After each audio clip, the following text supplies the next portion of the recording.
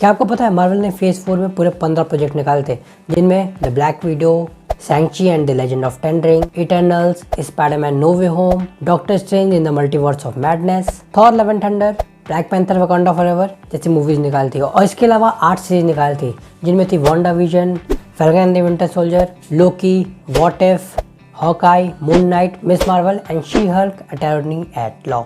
अब इतने सारे प्रोजेक्ट निकालने के बावजूद भी मैं बोल रहा हूँ सबसे ख़राब फेज़ था मार्वल का, जहाँ इस फेज़ में हमें बहुत सारी चीज़ें देखने को नहीं मिली।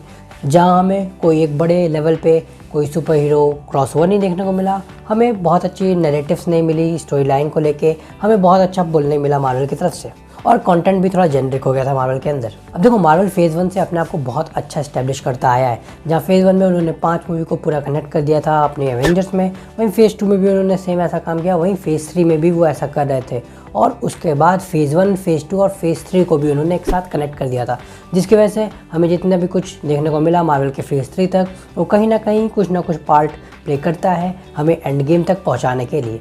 और इस वजह से मार्वल के उस फेज़ की सारी मूवीज़ को देखना बहुत ज़्यादा इंपॉर्टेंट हो गया था। और वहीं इधर फेज़ 4 में हमें कोई अच्छा पे ऑफ नहीं देखने को मिला, जहाँ फेज़ 4 आके सीधा चला गया, और जिसकी वजह से बहुत सारी प्रॉब्लम होने लगी मार्वल के अंदर, और जिसकी वजह से मार्वल थोड़ा डिप करने लगा। तो आज हम लोग इसी के बारे में बात करते हैं। तो ladies and gentleman, you are watching the cinephile boy, और चलिए शुरू करते हैं आज की वीडियो को। देखो हमारे यहाँ कहा जाता है कि रिश्तेदारों के घर जितना कम जाओगे उतनी तुम्हारी इज्जत बढ़ेगी।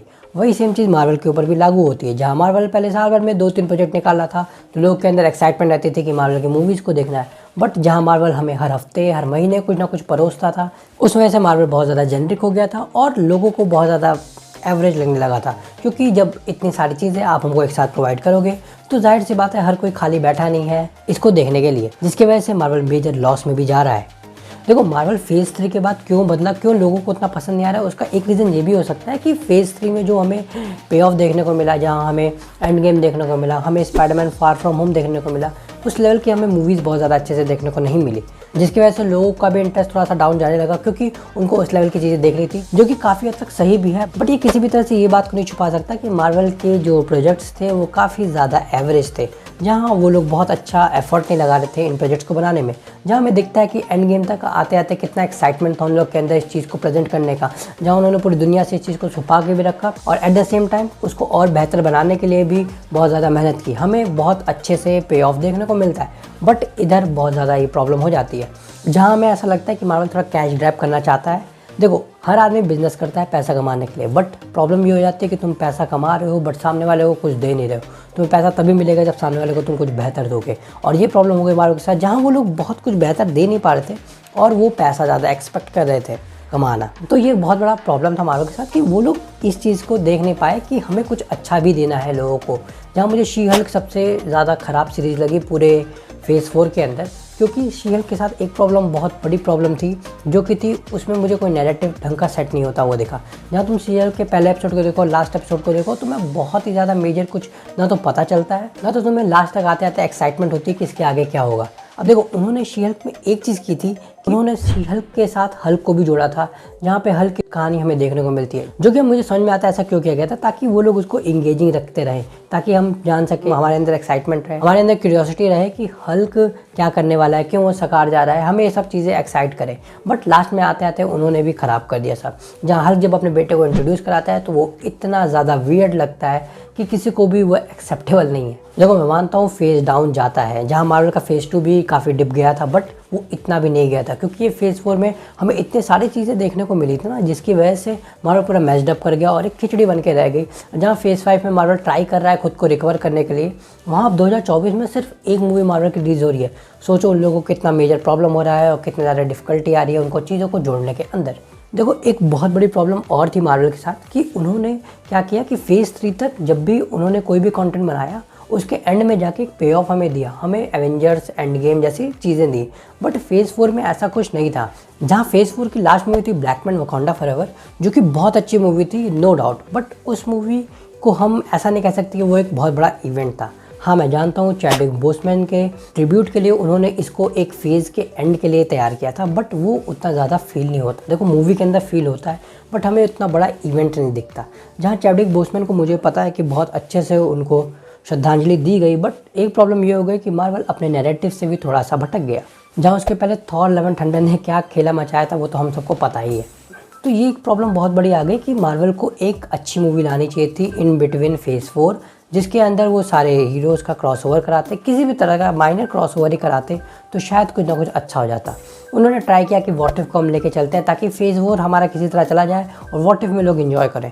नो डाउट व्हाट इफ ठीक है, बहुत ज़्यादा बेहतरीन नहीं है, उसमें कुछ एपिसोड अच्छे हैं, कुछ एपिसोड ख़राब भी हैं, जो कि हम सबको पता है, लेकिन हम सब बोलना नहीं चाहेंगे उसके बारे में। देखो मार्वल फेज़ 1 में बहुत बड़ा एग्जाम्पल है हर एक सिनेमैटिक यूनिवर्स बनाने वाले के लिए कि कैसा एक सिनेमैटिक यूनिवर्स हमें बनाना चाहिए, इस्टेब्लिश कैसे करना चाहिए। वहीं फेज़ 4 मार्वल का एक ऐसा फेज़ है जो कि एक एग्जाम्पल बनना चाहिए कि लोगों को कैसा नहीं बनाना है, जो कि मैं बहुत ही दावे के साथ कह सकता हूँ ये बहुत लोग को अच्छा नहीं लगेगा, बट ये बहुत बड़ी प्रॉब्लम थी उनके साथ और जो अभी तक चली आ रही है। मार्वल अभी भी इससे रिकवर नहीं कर पाया है।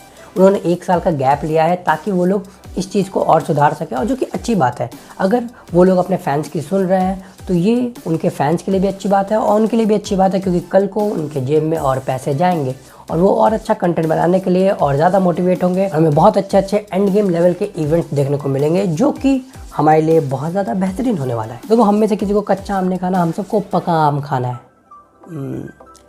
शायद साउंड कुछ गड़बड़ कर रहा है, बट बात को समझो। देखो मार्वल हमें कुछ भी खिचड़ी पका के दे रहा है, हमें वो नहीं खाना। हमें खाना है जो वो एक खतरनाक सीरीज़ या मूवी को प्रेजेंट करे, जैसे लोकी था।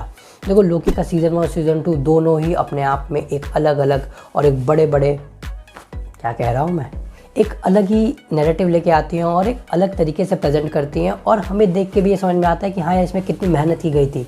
वही तुम अगर हॉकाई देख लो, तुमको उसमें पता चलेगा कितनी मेहनत की गई थी। तुम दिल पे हाथ रख के बोलना कितनी मेहनत की गई थी उस पर। ओहो सॉरी, तेरे पास आर्क रिएक्टर है ना।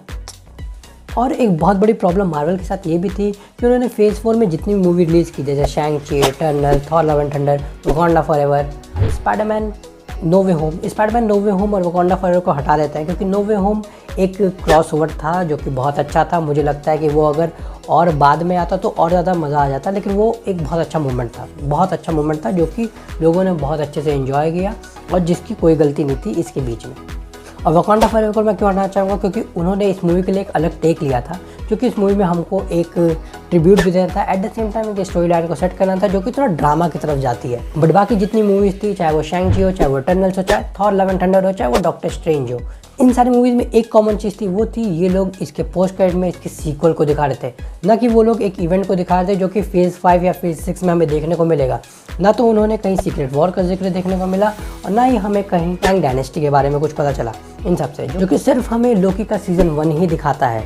अब देखो हमें जब पहले से ही पता है, जब मार्वल ने 2020 या 19 में ही अनाउंस कर दिया था कि वो लोग ये सारी मूवीज़ लेके आने वाले हैं और एवेंजर लेवल की मूवी कैंग डायनेस्टी और सीक्रेट वॉर्स लेके आने वाले हैं, तो लोग के अंदर इतनी तो एक्सपेक्टेशन रहनी चाहिए ना कि वो लोग इतना तो एक्सपेक्ट करते हैं मार्वल से कि वो उन्हें कुछ ना कुछ झलक दिखाए ताकि लोग और एक्साइटेड हो। बट मार्वल ने थोड़ा ग्रांटेड ले लिया लोगों को और उन चीज़ों को दिखाया ही नहीं, जिसकी वजह से लोग कहीं ना कहीं डिस्कनेक्ट तो फील करने ही लगे। अब देखो OTT के ज़माने में सबको थिएटर में जाना है और थिएटर में जाने के लिए एक अच्छी मूवी थिएटर में होना बहुत ज़्यादा ज़रूरी है, और जो कि मार्वल अभी लूज़ कर रहा है, जिसका पे ऑफ हमें ज़रूर देखने को मिलेगा डेडपूल की 3rd मूवी में, जहाँ हमें वुल्वरीन भी देखने को मिल रहा है, जो कि मूवी पक्का $1 बिलियन तो टच करेगी और लोगों के दिल में एक अच्छी जगह बनाएगी। बट उसके बाद क्या फेज़ 5 भी मार्वल ऐसा ही जेनेटिक लेके जाएगा, या फिर मार्वल फेज़ 5 में भी कुछ अच्छा करेगा? फेज़ 5 में भी अभी तक कुछ बहुत ज़्यादा खतरनाक चीज़ नहीं हुई है। जहाँ अभी तक हमने एंटमैन एंड द वास्प क्वांटमेनियन देखा है, हमने देखा द मार्वल्स, जो कि दोनों मूवी बहुत ही ज़्यादा जेनेरिक थी, बल्कि द मार्वल्स तो बहुत बिलो एवरेज मूवी थी, जो कि मुझे मार्वल की अब तक की सबसे ख़राब मूवी लगी। वो किसी फीमेल कैरेक्टर की वजह से नहीं लगी, वो उसकी स्टोरी लाइन की वजह से लगी। ये चीज़ पहले नोट कर लो, समझे? अब ये मत कहना कि जो राइटर स्ट्राइक है और जो एक्टर स्ट्राइक थे उसकी वजह से मार्वल को प्रॉब्लम हो रही थी। देखो मार्वल को फेज़ 5 में उस चीज़ की वजह से प्रॉब्लम हो रही है, ये मैं मानता हूँ, बट फेज़ 4 से इसका कोई लेना देना नहीं, क्योंकि फेज़ 4 जब तक ख़त्म हुआ तब तक कोई भी ऐसे स्ट्राइक नहीं चल रहे थे, और जब ये स्ट्राइक चलने शुरू हुए तो मार्वल का फेज़ 5 आ गया था, और तब तक मुझे लगता है 2-3 प्रोजेक्ट तो रिलीज़ हो ही गए थे। अब देखो फेज़ 5 में सीक्रेट इन्वेजन आया, जो कि लोगों को बहुत पसंद नहीं आया, जो कि मुझे भी नहीं पसंद आया टू बी वेरी ऑनेस्ट। और वहीं सीरीज़ में आया मिस मार्वल काफ़ी ठीक थी, मैं बहुत ज़्यादा अच्छी नहीं कहूँगा, बट हाँ ठीक थी। और लोकी का सीज़न 2 और व्हाट इफ का सीज़न 2 हमें देखने को मिला। देखो मार्वल अपने आप को ज़रूर ट्राई करेगा आगे और बेहतर बनाने के लिए। अब देखो एक और मुसीबत मार्वल पे तो आ ही गई है कि उनके जो कैंग भैया थे वो तो अब चले गए जेल के अंदर। अब पता नहीं कौन कैंग बनेगा, ये तो हमें भी नहीं पता। क्या पता कैंग हट के अब किसी और कैरेक्टर पे फोकस करें, मैं डॉक्टर डूम की बात कर रहा हूँ।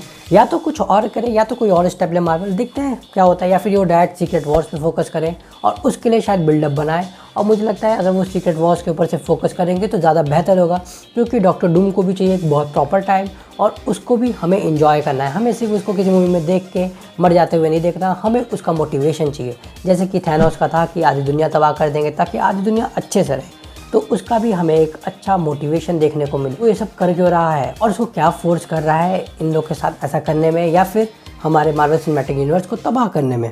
अब देखो, ये थे मेरे विचार मार्वल के फेज़ 4 को लेके। और फेज़ 5 भी कुछ बहुत ज़्यादा अभी तक अच्छा रहा नहीं, बट मैं ज़रूर होप करूँगा कि आगे जाके मार्वल और भी सारी अच्छी चीज़ें करे।